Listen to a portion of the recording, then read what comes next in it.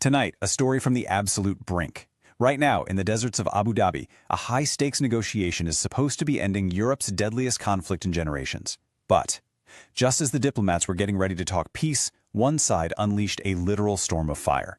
This is the story of the Abu Dhabi Blueprint, a last-ditch effort for some kind of settlement. The big question is this a final chance for peace, or is it just the prelude to an even wider war? Let's break it all down.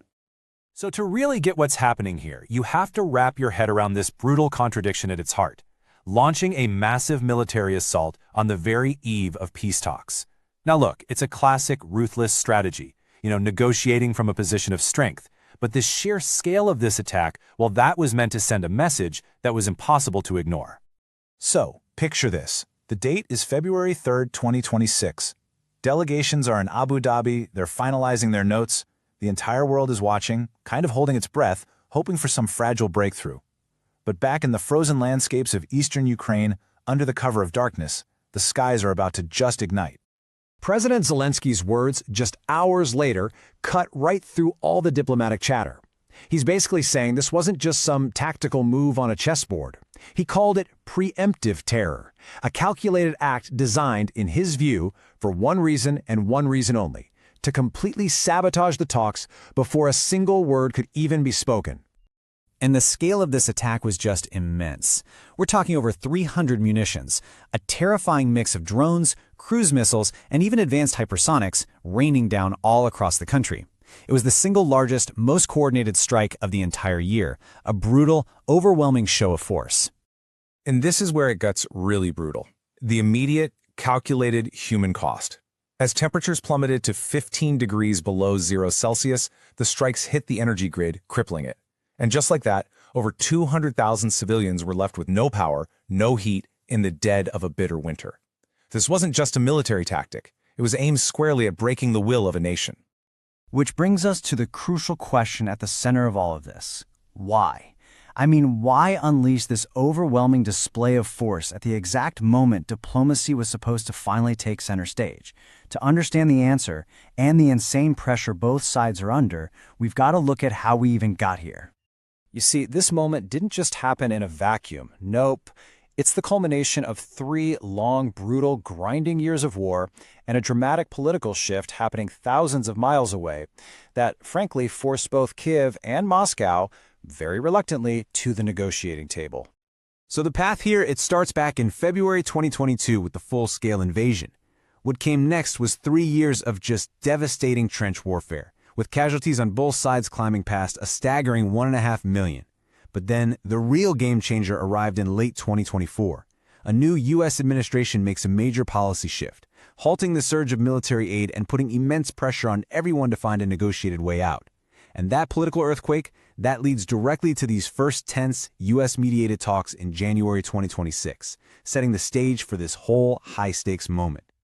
Okay, so in response to this new reality, Ukraine, with some quiet American backing, comes to the table with a really detailed proposal. It's this ambitious 20-point plan, a blueprint that's designed to be a complete solution, blending these hard-nosed security demands with some pretty powerful economic incentives. This first part, this is the steal of the agreement. It demands a full return to the borders as they were before 2022, which would be monitored by this whole web of high-tech space and drone surveillance. It also asserts Ukraine's right to maintain a massive 800,000-strong army for its own defense. But the absolutely crucial point, the real deal-breaker, is this: an Article 5 light security guarantee from the U.S. and key NATO allies. Think of it like a promise that says, hey, an attack on you is an attack on us.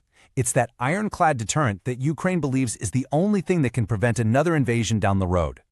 And this slide, this shows you the other side of the deal, the incentives, the carrots, if you will. This pillar lays out a clear, fast-tracked path to full membership in the European Union, which is just a monumental economic and political prize. It calls for a colossal $800 billion international fund to rebuild the nation's completely shattered infrastructure. And in exchange for all that, Ukraine would formally recommit to being a non-nuclear state and agree to hold internationally monitored elections and a referendum, giving the whole final deal a democratic seal of approval. So you have this comprehensive plan on the table. But when you put Ukraine's blueprint right next to Russia's non-negotiable demands, well, you don't see the foundations of a bridge. You see a chasm, a deep and what looks like a totally uncrossable divide. And this right here, this lays out the core disagreements, and they are stark. On security, Ukraine demands those NATO-like guarantees. Russia demands a permanently neutral Ukraine, basically a buffer state. On territory, Ukraine wants full sovereignty over its 2022 borders. Russia insists on locking in its control over Crimea and the Donbas. On the military, Ukraine wants a powerful army for its own defense. Russia demands strict limits on its size and its weapons. I mean, on every single foundational issue, the two sides are in completely different universes. This is the deadlock. And this deadlock, this total failure to find a path forward, it isn't just a problem for Kyiv and Moscow. The shockwaves from this conflict are radiating across the entire globe, affecting global markets, supply chains, and probably your own home. In just the hours after those February 3rd strikes, global oil prices jumped 5%. Energy markets, which were already on edge, are terrified of this thing getting even wider. And that fear, it translates directly and immediately into higher prices at the pump for every single one of us. And it's not just fuel. The war has choked the exports from one of the world's great bread baskets. This disruption to the grain supply has driven up food prices in countries as far away as India, where the cost of some staples has climbed by 10%. And we just cannot forget the staggering human toll that goes way beyond the battlefield. 10 million people have been forced from their homes by this war. That's created a refugee crisis that continues to strain social services and national budgets all across the European continent. So the crucial point is this. This is not some distant regional conflict. Its consequences are woven into the very fabric of our interconnected world. It affects your wallet, the food on your table, and the stability of the entire international order.